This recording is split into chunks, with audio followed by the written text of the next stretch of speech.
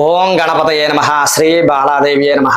ఈ వీడియోలో మకర రాశిలో పుట్టినటువంటి వారికి వివాహ జీవితం ఎలా ఉంటుంది, వివాహంలో ఎదురయ్యే సమస్యలు ఏమిటి, వాటిని ఏ విధంగా పరిష్కరించుకోవాలి, ఇంట్లో చేసుకోవాల్సినటువంటి పరిహారం ఏమిటి, వివాహ ఆలస్యానికి కారణాలు ఈ వీడియోలో పూర్తిగా తెలుసుకుందాం। ఈ వీడియోను పూర్తిగా చూడండి। ఈ వీడియో పూర్తిగా చూసినట్లయితే మకర రాశి వారి యొక్క వివాహ జీవితానికి సంబంధించినటువంటి ఒక స్పష్టత అనేది వస్తుంది।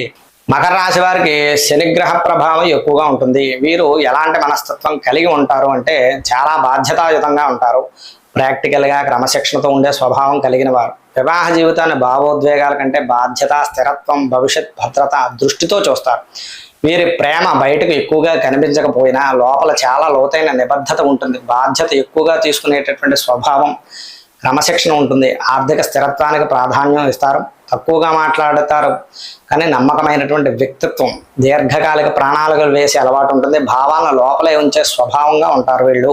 అయితే వివాహ జీవితానికి వచ్చేసరికి ఎలాగ ప్రవర్తిస్తారు, నమ్మకమైన జీవిత భాగస్వామి, ఒకసారి బంధం పెడితే కనుక దాన్ని నిలబెట్టుకుంటారు। జీవిత భాగస్వామికి పూర్తి స్థిరత్వం ఇస్తారు, కుటుంబాన్ని రక్షణగా చూస్తారు। రెండోది ఆర్థిక స్థిరత్వం, డబ్బు విషయంలో చాలా జాగ్రత్తగా ఉంటారు, భవిష్యత్తు కోసం సేవింగ్స్ పై దృష్టి పెడతారు, కుటుంబాన్ని ఆర్థికంగా బలంగా ఉంచుతారు।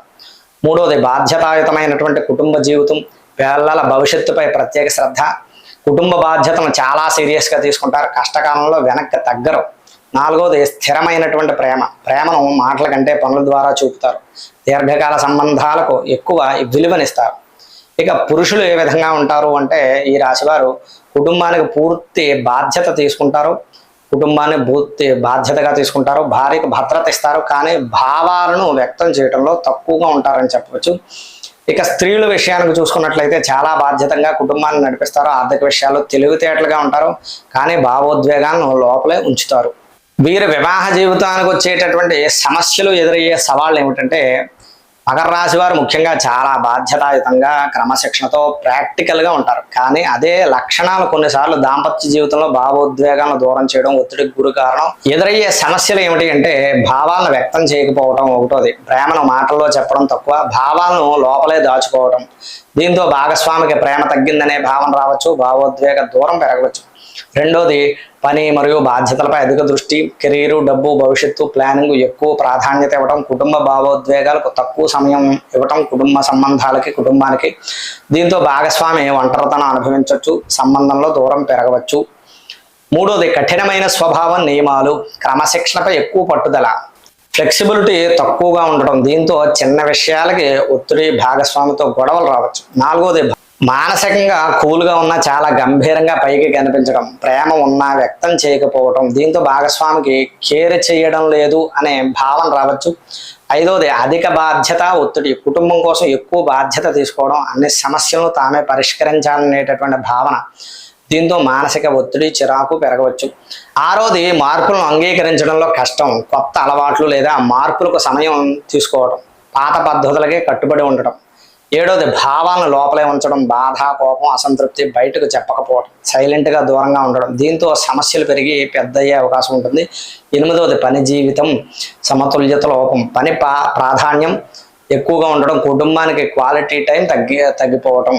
పురుషులకు ముఖ్యంగా భావాలను చెప్పకపోవడం, పని ఒత్తిడిలో మునిగిపోవడం, భావోద్వేగం।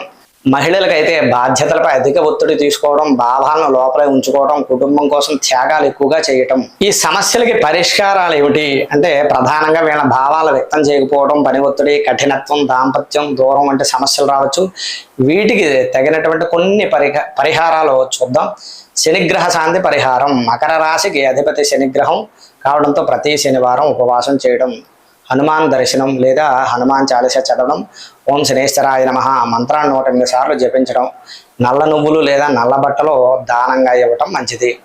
దాంపత్య శాంతి కోసం దంపతులు కలిసి పార్వతీ పరమేశ్వరుడి యొక్క ఆరాధన చేయడం, సోమవారం శివాభిషేకం చేయడం మంచిది, ఇంట్లో దీపారాధన చేయడం, అలాగే రోజుకు కనీసం 10 నుంచి 15 నిమిషాలు భాగస్వామితో మాట్లాడడం, ప్రేమను మాటల్లో వ్యక్తం చేయడం అలవాటు చేసుకోవడం, కోపం వచ్చినప్పుడు వెంటనే స్పందించకుండా కొంత సమయం తీసుకోవటం। పని జీవితం ఈ సమతుల్యత కోసం కుటుంబానికి ప్రత్యేక సమయం కేటాయించడం, పని ఒత్తిడిని ఇంటికి తీసుకురాకుండా ఉండడం, విశ్రాంతి, ధ్యానం చేయటం, కుటుంబ సుఖశాంతి కోసం శనివారం పేదలకు ఆహారం లేదా బూట్లు దానంగా చేయడం మంచిది। పెద్దల యొక్క ఆశీర్వాదం తీసుకోవడం, సేవా కార్యక్రమాల్లో పాల్గొనడం. వివాహం ఆలస్యం అయితే కనుక పరమేశ్వరుడి యొక్క ఆరాధన మంచిది. నవగ్రహ ప్రదక్షిణలు చేయడం, శనిగ్రహ శాంతి జపం హోమం చేసుకోవడం మంచిది. వీళ్ళు ముఖ్యంగా పాటించాల్సినటువంటి విషయాలు ఏమిటంటే భావాలను దాచుకోకుండా చెప్పాలి, మరియు కుటుంబానికి సమతుల్యం ఇవ్వాలి, ప్రాధాన్యత ఇవ్వాలి, కఠినత్వం తగ్గించుకోవాలి, భాగస్వామితో సమయం గడపాలి, ప్రేమను మాటల్లో వ్యక్తం చేయాలి. ఇది మకర రాశి వారి యొక్క వివాహ జీవితం వచ్చేటటువంటి సమస్యలు, పరిష్కార మార్గాలు. ఈ వీడియో నచ్చినట్లయితే లైక్ చేయండి, షేర్ చేయండి. ఇలాంటి వీడియోల కోసం మన ఛానల్ని సబ్స్క్రైబ్ చేయండి. అలాగే ఈ వీడియోకి సంబంధించినటువంటి మీ యొక్క అభిప్రాయాన్ని కామెంట్స్ రూపంలో తెలియచేయండి. అలాగే మీకు జాతక సంబంధంగా కానీ వాస్తు సంబంధంగా కానీ ఏదైనా సందేహాలు సమస్యలు ఉంటే మమ్మల్ని సంప్రదించవచ్చు. మా యొక్క ఫోన్ నెంబర్ ఇది. మరొక వీడియోలో మరలా కలుద్దాం. అంతవరకు స్వస్తి.